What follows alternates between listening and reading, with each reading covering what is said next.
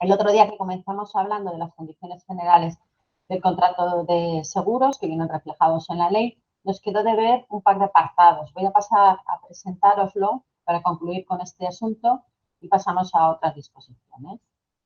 Pues dentro de lo que es la ley que atañe al contrato de seguros, hace mención también al coaseguro y al reaseguro.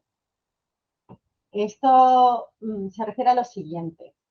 Cuando una empresa tiene un riesgo grande, de un capital de cobertura muy amplio, considerable, para no asumir completamente ese riesgo, lo que se hace a veces es que se contrata un riesgo con varias compañías. Eso es el coaseguro.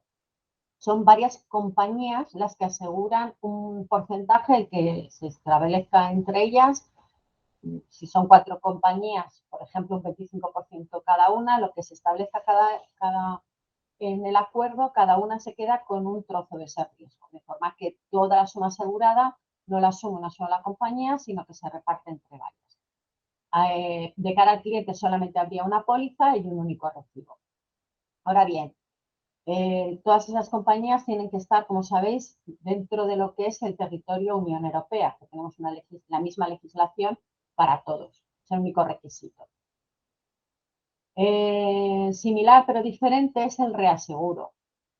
El cliente, nosotros nos dirigimos a una única compañía que a su vez se asegura, se reasegura con otra compañía de seguros, que también tiene que estar en la Unión Europea.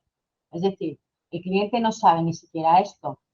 Una compañía, parte de su riesgo, no lo quiere asumir todo ella y asegura un porcentaje, una parte con otra compañía. Actúa como actuamos nosotros con una compañía, igual que actuamos nosotros con una compañía, se asegura a su vez con otra compañía. El cliente ni siquiera lo sabe, simplemente pues, la compañía ha decidido eso, de una asunción de riesgo por trasladarla a otra compañía y ya está. El reaseguro facultativo, que es un término que puedes escuchar alguna vez, es muy similar, es un reaseguro, pero la compañía no tiene la obligación de trasladar ese riesgo a la segunda compañía con la que está negociando el reaseguro. Es facultativo, es decir, o lo hace o no lo hace a su discreción. Otro tema que nos quedó por ver es el consorcio de compensación de seguros, la asunción de riesgos extraordinarios. El Consorcio de Compensación de Seguros, como sabéis, es un organismo público, pertenece al gobierno y lo que hace es compensar daños que se produzcan tanto en personas como en bienes debidos a fenómenos de la naturaleza o acontecimientos extraordinarios que, bueno, pues el gobierno los decrete como zona catastrófica. Cuando ocurre así, el requisito es que este hecho extraordinario suceda en España, no fuera de España, en España, salvo en el caso de los daños personales, que es, si ocurre un hecho extraordinario fuera de España y se producen daños de carácter personal, el consorcio resarcirá esos daños personales siempre que ese tomador, ese asegurado, esté residiendo en España. De forma ocasional está fuera y ocurre una tragedia, se ve involucrado en una catástrofe, pero su residencia es España. La condición para que se dé esta indemnización por parte del consorcio es que tenga contratada la póliza de seguros en España. Es decir, tanto para daños como para personas, como daños personales. Cuando ocurre una catástrofe, como una inundación, o la zona de Levante, ya sabéis que se suele ocurrir mucho lluvias torrenciales, esto, bueno, cuando una compañía no va a asumir ese riesgo porque la zona ha sido considerada zona catastrófica, se hace cargo el Consorcio de Compensación de Seguros siempre que el asegurado tenga la póliza en vigor y pagada en España. Si no, no se le va a asegurar. ¿Cuáles son estos hechos que asegura el consorcio? Los fenómenos de naturaleza, como inundaciones, terremotos, maremotos y todas estas cosas. Los daños ocasionados violentamente, como por causa de un terrorismo, sedición, motín, tumulto, etcétera. O hechos o actuaciones de las Fuerzas Armadas y cuerpos de seguridad. No se cubre elevación del nivel freático, movimientos de laderas, desprendimientos de rocas, etcétera, etcétera, conflictos armados, aunque no haya declaración de guerra, actuaciones tumultuosas si estas huelgas y manifestaciones han sido autorizadas, son legales, daños por energía nuclear, oleajes o corrientes ordinarios, bueno, que cumplan, que sean inferiores a 135 kilómetros hora.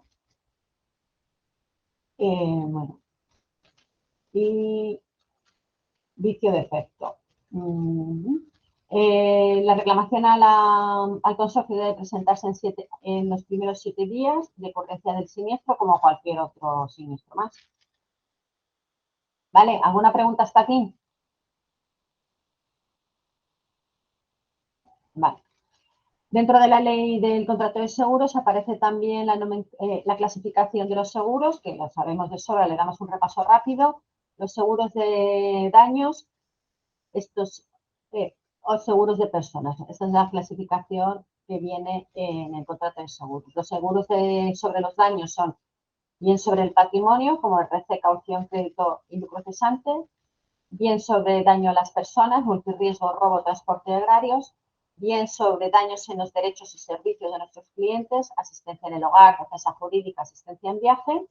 Y luego, dentro de los seguros de personas, no se incluyen los planes de pensiones, ya que realmente no son seguros, no están regulados por la Ley 50 de la Ley de Contrato de Seguros. Esto es curioso que lo conozcáis, pero es así. Los planes de pensiones realmente no son seguros, aunque lo estemos negociando desde las compañías de seguros. Los seguros de personas pueden ser que cubran la propia asistencia de nuestro asegurado.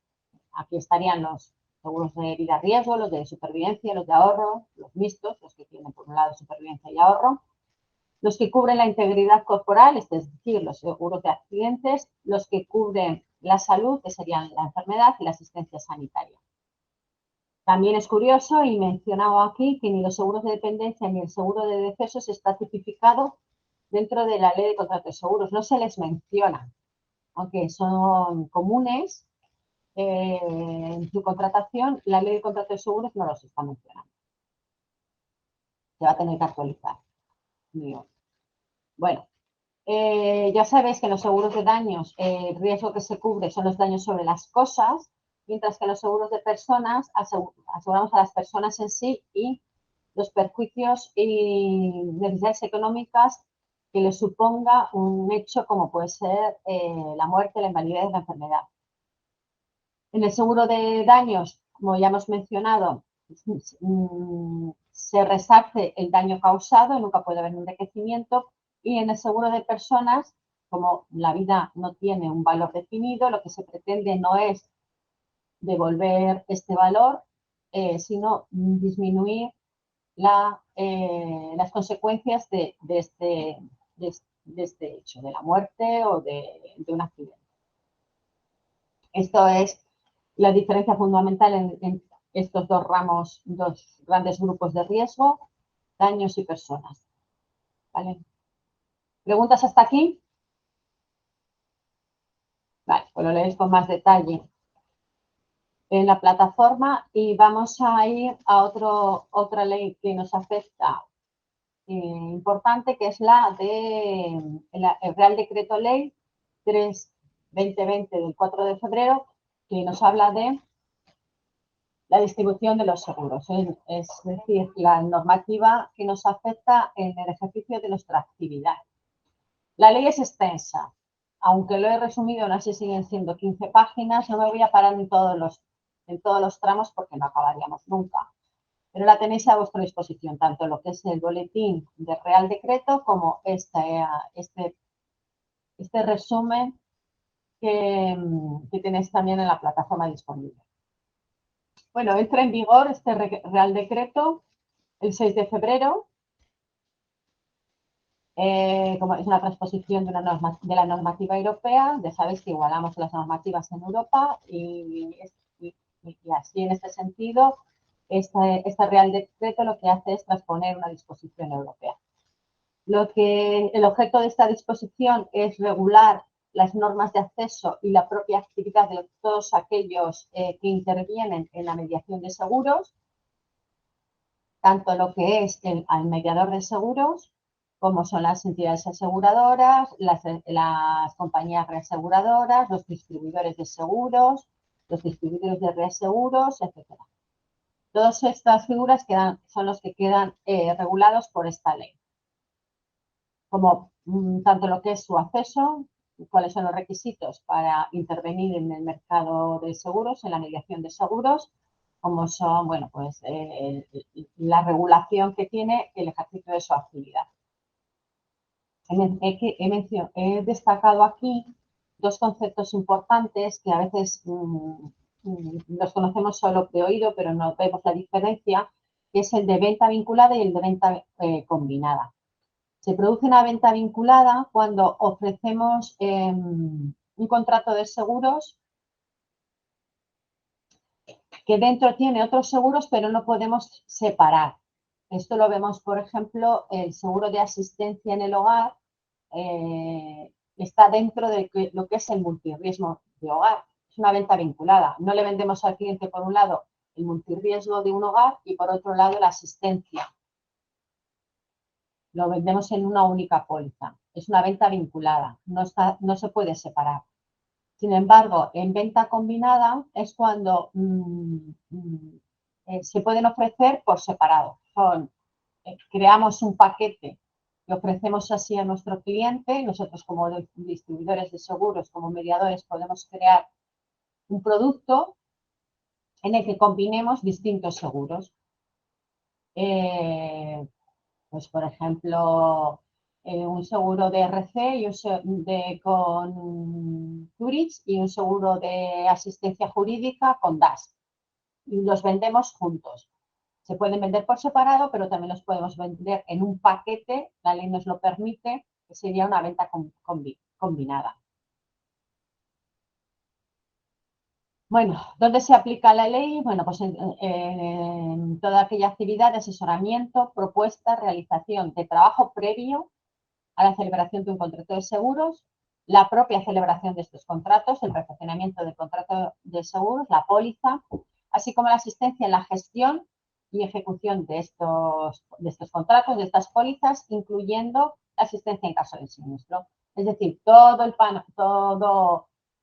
panorama que realizamos con nuestros clientes, que es, por un lado, la preparación de su propuesta de seguros, luego la contratación de esa póliza de seguros y luego todo lo que tenga que ver con esa póliza de seguros en su ejecución, gestión y siniestros. Todo eso está regulado por la ley.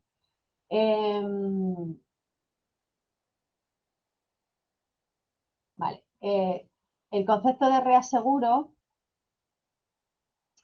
es muy similar. Lo que se hace es, como lo acabamos de tratar en el capítulo anterior, lo que era el reaseguro, ¿no? La celebración de un contrato en el que una de esas partes se cede a otra compañía de seguros. Bueno, pues la distribución de reaseguros hay que estar dado de alta para poder ejercerla, para poder ejecutarla en la Dirección General de Seguros, que son los distribuidores de reaseguros propiamente dichos, tanto compañía reaseguradora como mediador, correduría de seguros, reaseguradora. Una parte de ese riesgo lo reasegura en otras entidades. Voy a ir rápido porque estas son cosas básicas que sabemos todos, no me quiero extender en lo que es, pero sí que lo tengáis disponible para que le podáis echar un vistazo. La ley nos regula tanto lo que es el acceso, es decir, lo que tenemos que tener previamente a poder realizar la actividad de distribución de seguros, como lo que es después las exigencias formativas durante todo el ejercicio de nuestra actividad. Viene después de cuáles son la formación que tenemos que tener, así que lo vemos después. Para poder ejercer la actividad de mediación de seguros, se entiende que debemos actuar siempre con honestidad, equidad y profesionalidad, siempre en beneficio de los intereses de nuestros clientes. El distribuidor de seguros, el mediador de seguros, no podemos tener preferencia o acuerdos especiales con una compañía que nos haga emitir en una compañía y no en otra. Tenemos que ser ecuánimes y favorecer a nuestro cliente ofreciéndole siempre lo que es más beneficioso para él, no para nosotros, por acuerdos con compañías, sino para el cliente. Debemos de estudiar su riesgo, ver lo que necesita y hacerle la mejor propuesta según sus necesidades y a su interés, no al nuestro.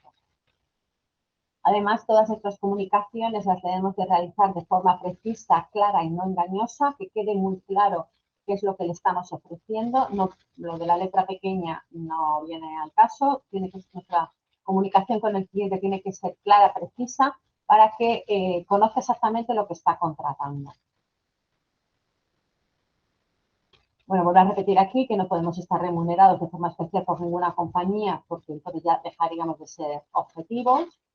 Y poco más comentar.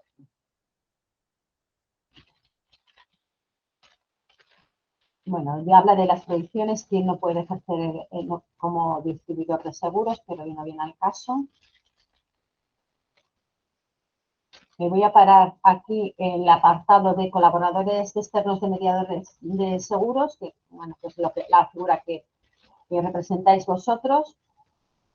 Y menciona aquí lo siguiente, que bueno, al igual que la correduría de seguros, pues debéis de actuar con buena fe, debéis actuar con honorabilidad, utilizar un lenguaje claro y preciso, es decir, los mismos requisitos en la actuación para un mediador que para un colaborador. Siempre se debe identificar que trabaja bajo el régimen administrativo, civil y profesional de una correduría, es decir, el colaborador externo está bajo el amparo de una correduría de seguros, pero tiene que identificarse siempre como tal figura. Por eso en las comunicaciones que hacéis, en la firma electrónica o en el material de marketing que se utiliza para una campaña, siempre tenéis, o en la identificación de vuestra oficina, siempre tiene que figurar que sois colaboradores externos de la correduría tal. Siempre debéis de identificaros como tal, como colaboradores externos de tal correduría. Debe de haber un registro, los mediadores de seguros llevan un registro de todos sus colaboradores externos que está a disposición de la Dirección General de Seguros y por lo tanto son públicos.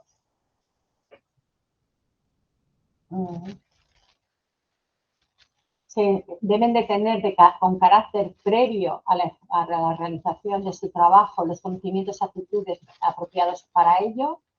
Es decir, deben de tener el curso de formación que se requiere de forma previa a iniciar su labor de mediación. No pueden colaborar con otros mediadores de seguros ni los agentes de compañías de seguros, los agentes profesionales de una compañía de seguros o bien de los operadores de banca seguros, no pueden tener un contrato con otra figura de mediación. ¿Vale? Esto es nuevo en la ley, está prohibido. Si eres agente de seguros en una compañía, no puedes tener a su vez un contrato de colaboradores externos en una correduría, ni al revés. Salvo que la compañía de seguros solamente opere en un ramo, no en otros, y con la correduría tienes un contrato para esos otros ramos que no puedes ofrecer con tu compañía de seguros. Solamente se permite en ese caso, con la autorización de ambas partes. Si no, o eres agente de seguros con una compañía o eres colaborador externo de una correduría. No puede ser con ambos. Bueno, dentro del apartado de corredor de seguros, bueno, pues ya hemos hablado un poquito de ello. Lo único mencionar que toda relación entre la entidad de la compañía de seguros y el cliente, el que media es la correduría y lo que diga la correduría en representación a su cliente es perfectamente válido. Por ejemplo, las comunicaciones de un siniestro, la apertura de un siniestro, lo puede hacer el cliente directamente con la compañía, pero a través de su corredor también. Es perfectamente válido y las comunicaciones de una correduría o una compañía en representación de su cliente. En cuanto al pago, ya sabes que la mayor parte de las pólizas nosotros las domiciliamos, ¿no? Es la compañía la que la gira el recibo al cliente. Si es el cliente el que hace entrega de la prima a la correduría, no se entiende que el pago de la prima esté hecho, salvo que le entreguemos un recibo justificativo. Es decir, si un cliente ingresa un dinero en nuestra cuenta, en la cuenta de la correduría, eso no quiere decir que haya pagado a la compañía. No. Para que se dé esto, para que se entienda que la prima está pagada, nosotros como correduría le tenemos que entregar un recibo y hacer la liquidación de ese pago a la compañía. En ese momento es cuando la compañía entiende que ya se ha producido el pago de la prima.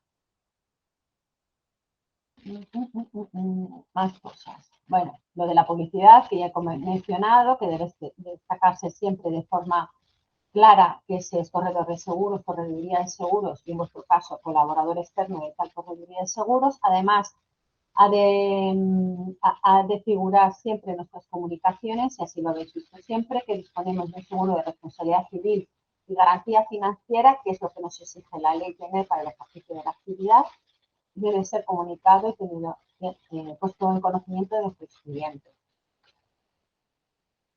Entramos ahora en el capítulo de la formación que se requiere para el ejercicio de la actividad, que lo hemos mencionado muchas veces y lo voy a mencionar aquí brevemente. Se requiere una formación inicial. Antes de empezar a trabajar hay que tener esta formación, que la formación inicial es de 3 niveles, el nivel 1, el 2 y el 3.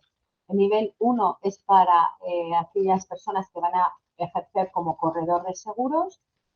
La formación requerida son 300 horas, está regulada, está arreglada, el contenido está determinado por la Dirección General de Seguros y solamente las empresas que se han acreditado ante la Dirección General de Seguros y esta ha reconocido que su formación corresponde con las exigencias formativas, pues se les habilita para que puedan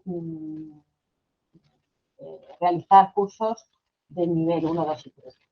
Vale, entonces el nivel 1 es para los corredores, el nivel 2 es de 200 horas lectivas y es para los agentes de seguros, los colaboradores externos, los empleados de entidades aseguradoras, es decir, todos aquellos que prestan un servicio de asesoramiento a los clientes.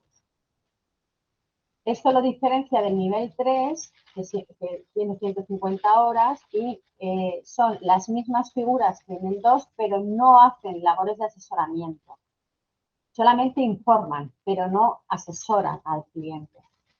Si no asesoran, solamente informan, no hacen labores de asesoramiento, entonces la exigencia de formación es el nivel 3. Si realizan una labor de asesoramiento, tanto agentes de seguros, colaboradores externos o empleados, tendrían que realizar el nivel 2 de formación. A mayores de la formación inicial, se obliga a una formación continua que todos los años hay que realizar una formación, que en el caso de los niveles 1 y 2 es de 25 horas al año y en el caso del nivel 3 es de 15 horas al año. ¿Vale? Preguntas de vuestra figura de colaborador externo o en general de esta disposición de ley. ¿Nadie tiene preguntas?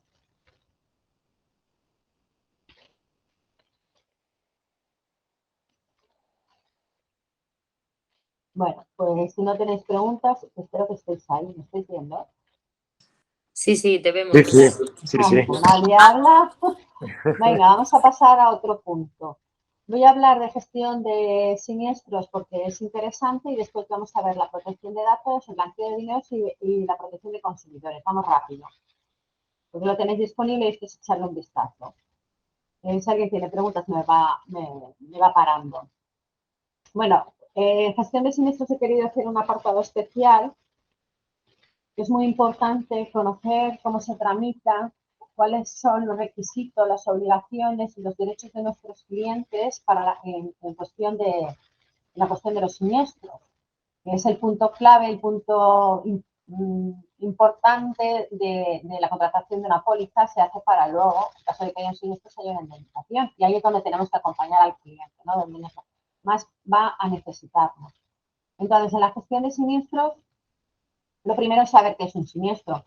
Es que haya ocurrido un hecho que esté cubierto en póliza, que suponga un daño tanto material como personal, que sea susceptible de ser indemnizado, reparado, hasta la suma acordada en el contrato. ¿Vale? Si se dan estas condiciones, ya tenemos un siniestro. Los siniestros pueden ser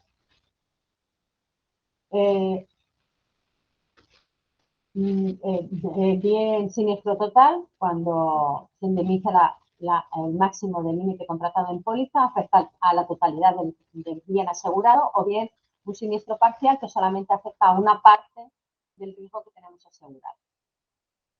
Bueno, esta definición que hace la ley a mí no me gusta mucho, que es declarado pendiente. Bueno, es declarado cuando ya lo hemos puesto en comunicación con la compañía de seguros, y pendiente que todavía, bueno, pues está abierto. Nosotros llamamos un siniestro abierto que ya se ha aperturado, está en proceso de resolución de liquidación o de pago. Hay un concepto que es interesante conocer, que es el de siniestro rehabilitado. Es decir, ya se cerró un siniestro, se pagó la indemnización y sin embargo se vuelve a abrir porque hay conocimientos nuevos, hay hechos nuevos que salen con el tiempo y es preciso reaperturar un siniestro para continuar con la indemnización. ¿Vale? Puede ser, bueno, pues que en ese momento no se percibió, era imposible detectar un daño que ha salido posteriormente, se ha conocido posteriormente. ¿Se puede rehabilitar un siniestro? Sí, aunque se haya cerrado, si hay nuevos daños puestos en la mesa, se puede reaperturar. Los siniestros ordinarios, que son la mayoría de los siniestros, y los extraordinarios, como hemos comentado, bueno, pues son los que afectan a un gran número de personas y entra dentro de la compensación por parte del Consejo de Compensación de Seguros. El siniestro dentro de la ley del contrato de seguros 50-1980 está regulado y, bueno, pues obliga a que ambas partes actúen de buena fe.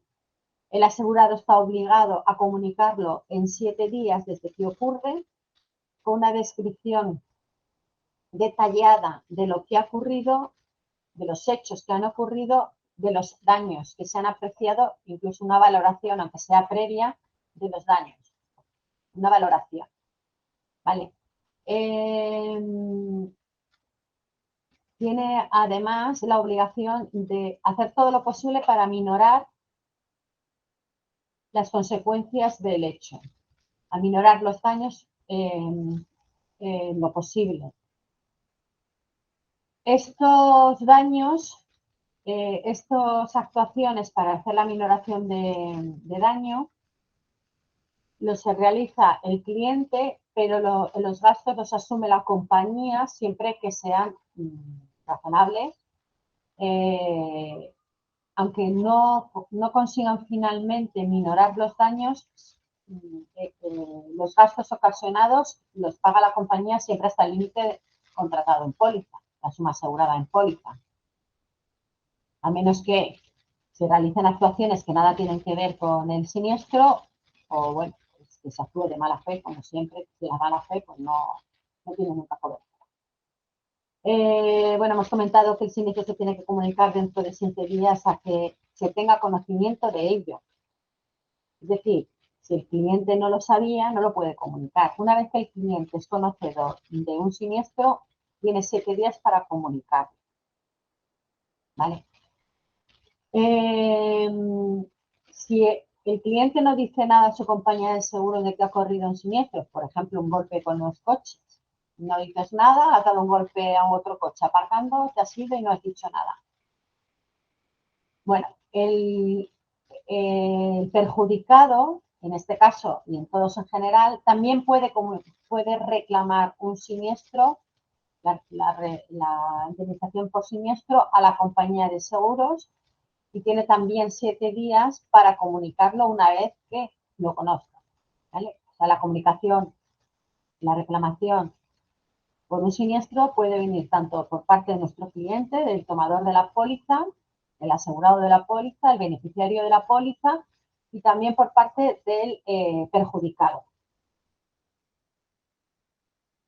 Bueno, esto ya lo hemos contado, lo de la aminoración de daño.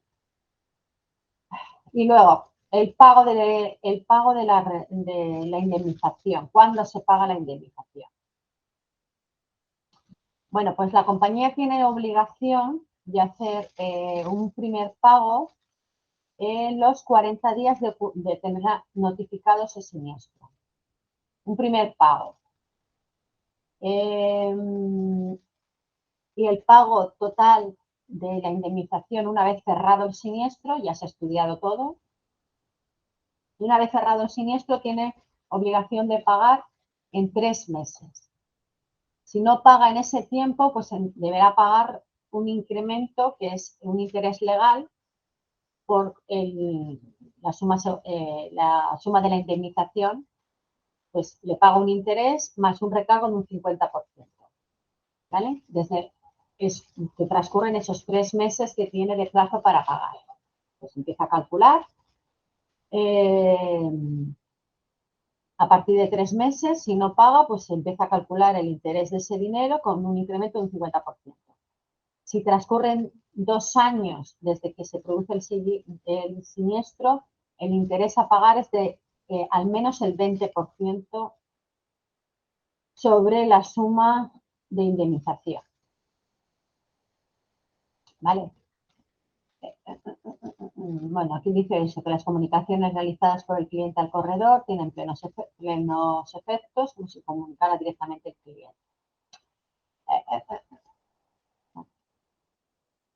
Lo de la tramitación de siniestros, bueno, pues comienza con una comunicación de siniestro y, bueno, es importante ver que este siniestro está recogido, amparado por el condicionado particular y el condicionado general de la póliza. Es decir, que aperturar un siniestro no tiene ningún sentido si no tiene cobertura en póliza. Lo que luego nos van a decir, que está excluido porque no tiene cobertura en póliza. Aperturar siniestros porque sí es darle unas expectativas al cliente de cobertura que no tiene. Entonces, lo primero que tenemos que hacer una vez que el cliente nos ha comunicado un daño es ver si está cubierto en póliza. Y con eso ya pues, procedemos a la comunicación a la compañía, a la declaración de siniestro. Hace referencia a la ley también al fraude de siniestros, que por desgracia es bastante corriente, bastante habitual que se puedan dar un fraude de siniestros. Y tenemos nosotros la obligación, traslada la obligación de perseguir el fraude a los corredores de seguros, que tenemos que tener una visión de si ese siniestro lo que está persiguiendo es un fraude. La comunicación de ese siniestro no es extraña, contraria a la verdad, vemos una voluntad de engañar, que puede haber sido provocado, que hay inexactitud en la declaración, que los testigos son personas relacionadas con el cliente, es decir, si podemos una sospecha que está habiendo una intención de fraude, debemos de comunicarlo sí a la compañía. Habla de, bueno, pues esto, de que cuando hay un riesgo asegurado en varias compañías, cuando no coinciden las fechas, hay cambio de declaraciones, hay capitales asegurados muy por encima de su valor, ha habido repetición de siniestro en el mismo daño, que aunque no sea la misma compañía, pero bueno, detectamos que hay una repetición de siniestro. Todo esto, bueno, pues para prevenir el fraude, estamos obligados a comunicarlo, a detectarlo y comunicarlo a la compañía. ¿Alguna pregunta sobre siniestro? Protección de datos me voy a extender poco porque es una normativa que hemos visto ya en repetidas ocasiones y también lo tenéis en la plataforma. Ya sabéis que tenemos, bueno, el reglamento 2016-679 del Parlamento Europeo, bueno, pues obliga a todos los miembros de la Comunidad Europea a hacer una protección especial a los datos de carácter personal. La ley es extensa, no me voy a alargar muchísimo.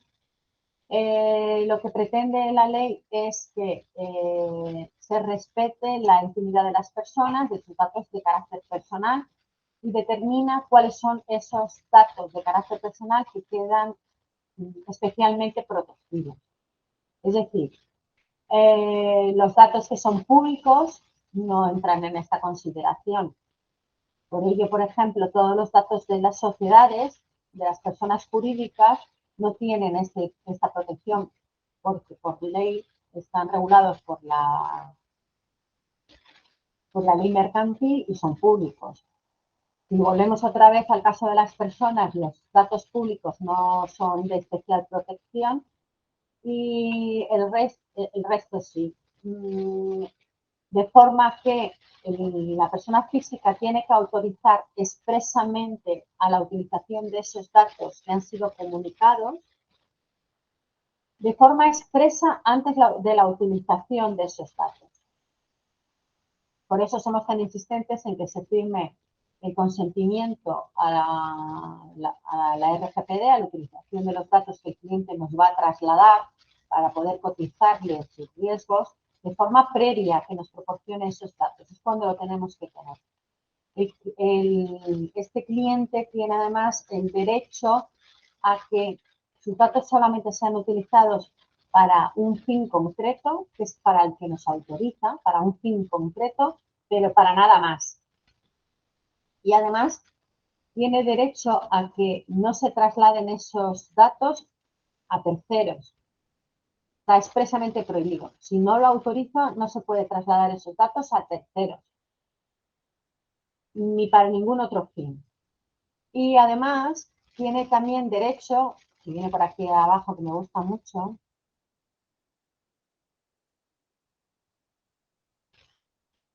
lo voy a buscar,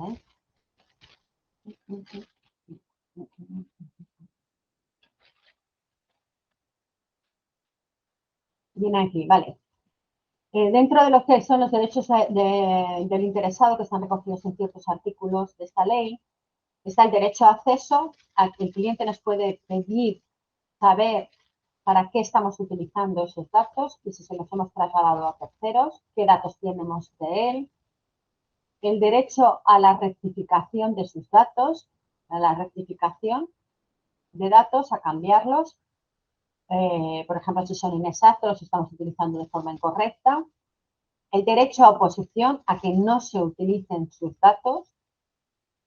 El derecho a cancelación, es decir, que suprimamos sus datos de nuestra base de datos, tiene ese derecho. El derecho al olvido, aquí, el derecho al olvido. Es decir, que se eliminen de forma permanente todos los datos que tengamos suyos.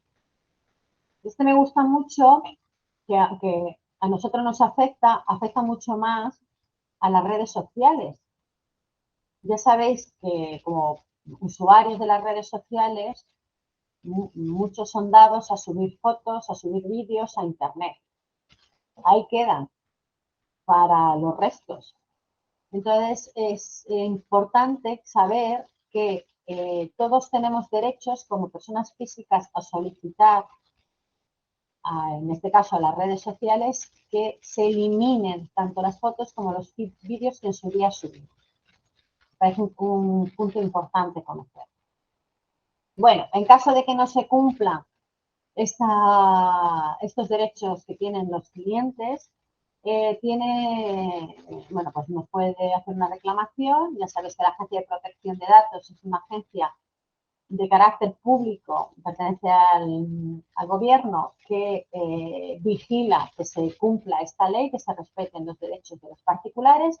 Y en caso de que reciba una reclamación de un particular porque se ha transgredido sus derechos en el tratamiento de sus datos personales, pues está obligada a investigar qué ha ocurrido y puede sancionar por la utilización de datos de forma no autorizada. Las sanciones son muy importantes. Se clasifican los delitos como leves, medios y graves, y los graves, bueno, pues son importes muy importantes, hasta el 4%, 4 por mil de la facturación, puede llegar hasta 20 millones la sanción, ahí es nada, partiendo de 40.000 euros. Que las sanciones son importantes y, bueno, la ley está para cumplirlas, y además yo creo que es un derecho que tienen nuestros clientes que utilicemos sus datos personales con cuidado y con respeto. ¿Alguna pregunta sobre la ley de protección de datos? Es un tema que hemos sacado muchas veces a colación, que ya habéis oído varias veces en varias sesiones, así que no nos extendemos más, a menos que haya alguna pregunta. ¿Alguna pregunta? Bueno, una cosita que estoy viendo aquí. ¿Quién firma el tratamiento de los datos personales? Son todas personas físicas a partir de los 16 años. Cuando ya tienen 16 años, los niños, los jóvenes, ya tienen estos derechos, como ellos mismos pueden firmar y reclamar la cancelación, el olvido, la rectificación. Si son menores de 16 años, son los padres, los tutores legales, los que los representan en estos derechos. Vale, pues si no hay nada más de este apartado, que yo creo que no, pasamos al blanqueo de dinero, al blanqueo de capitales, que también nos afecta, porque también manejamos, entre comillas, el dinero de nuestros clientes. Bueno, pues la ley también nos obliga a a prevenir el blanqueo de capitales. Tenemos que denunciar cualquier hecho que consideremos que puede implicar un blanqueo de capitales. Y bueno, esto hay una serie de artículos en los que dice quiénes están obligados a hacer esta supervisión, cómo se debe comunicar a las autoridades esta sospecha de blanqueo de dinero y, bueno, pues quién es la persona responsable de hacer esta comunicación, cuáles son los órganos de control, etcétera, etcétera. Es una ley bastante amplia. En el caso de la mediación de seguros, estamos afectadas por esta ley, y en las obligaciones de esta ley no se aplican a corredurías de menos de 10 empleados y menos de 2 millones de facturación. Bueno, nosotros que sepáis que sí estamos afectados. Bueno, la ley es un poquito ardua, extensa. Como en definitiva todos sabemos lo que es el blanqueo de dinero, que es la utilización, intentar, bueno, pues aquí hay una definición que la voy a utilizar, que es la finalidad de ocultar o encubrir bienes con objeto de integrar ese dinero en el sistema económico legal, ocultando, dándolo con la apariencia de que ha sido adquirido de forma lícita. Es decir, hay dinero, como todos sabemos, en el mundo que proviene de negocios ilícitos, la trata de blancas, etcétera, etcétera, las drogas y todas estas cosas. Y para blanquearlo, para meterlo dentro del mercado monetario, bueno, pues se utilizan artimañas. Como estas artimañas son las que tenemos que perseguir, bueno, pues la ley está aquí para decirnos cómo debemos actuar en estos casos. Hay una serie de paraísos fiscales, entonces todo el dinero que provenga o todo lo que provenga las cuentas bancarias, el dinero que provenga de estos paraísos fiscales están prohibidos aquí en la Comunidad Europea y algunos, como todos estos, y otro que son están incluidos dentro de la lista gris de la Unión Europea, que son 47 países, ¿vale? Que no tienen los estándares de fiscalidad tan definidos o tan exigentes como la Comunidad Europea, entonces no es que prohíba el dinero o el tráfico de negocio con estos países, pero sí que tienen una especial vigilancia, que son estos. Por ejemplo, Andorra, Suiza, Tailandia, Islas Feroe, Macedonia, todos estos están especialmente prohibidos y estos están, los de la lista gris, donde pues tienen una especial vigilancia. ¿Vale? ¿Cómo podemos detectar si si proviene el dinero de estos negocios ilegales? Bueno, pues yo no lo veo tan fácil. Hay un manual para prevenirlo y cómo detectarlo. ¿Esto nos afecta? Bueno, pues en mis muchísimos años de trabajar en esto, nunca hemos detectado nada ni tal. Sí es verdad que cuando hay cuentas, el dinero proviene o se paga a cuentas no españolas, hay un procedimiento diferente, pero una especie especial, digamos. El dinero queda retenido durante 15 días, hay un control, alguna vez hemos tenido alguna solicitud de información por parte de la entidad bancaria a través de la que se hace la operación. Bueno, información sí, pero nunca se ha detectado nada irregular. Es bueno que lo conozcáis, pero no es para ahondar más en ello, a menos que tengáis alguna pregunta en concreto. ¿Alguna pregunta? No. Pues seguimos. Y por último, la ley de protección a los consumidores, que también nos afecta, que viene recogida en el Real Decreto Legislativo 1/2007 de 16 de noviembre. Y bueno, de aquí lo que he sacado a colación es lo de el servicio de atención al cliente y la defensa del consumidor, que es, como sabéis, es obligatorio que a través de la correduría dispongamos de este servicio y esté comunicado a nuestros clientes. Tenemos que tener un departamento de atención al cliente y además tenemos que tener, bueno, la figura de defensor del cliente, que debe ser independiente de nosotros, tiene que ser externa para que sea objetiva. Entonces, bueno, pues es algo de lo que tenemos que tener, y de hecho tenemos dos, a través del Colegio de Mediación de Seguros y a través de la asociación APROMES, como la que sabéis que colaboramos. Pues tenemos, ahora no, tenemos no uno, sino tenemos dos figuras de defensor del cliente para una posible reclamación que hicieran a la correduría. También las compañías de seguros tienen que tener este servicio de atención al cliente. Entonces, en caso de discrepancia de cualquier punto de un contrato de seguros, una póliza de seguros, en cualquier punto, normalmente cuando ocurre, es cuando hay un siniestro con el que el cliente no está conforme, tiene esta figura de atención al cliente y defensa del cliente en todas las compañías de seguros, a las que se tiene que dirigir en primer lugar. ¿Vale?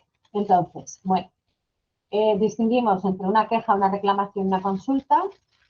A la Dirección General de Seguros se le pueden realizar quejas, reclamaciones y consultas. Una queja es, bueno, pues que no se está conforme con una actuación deficiente, considerada deficiente por parte del cliente, y así formula una queja a la Dirección General de Seguros de cualquiera de los intervinientes en esto del seguro, tanto una compañía como nosotros, como los mediadores, corredores y colaboradores.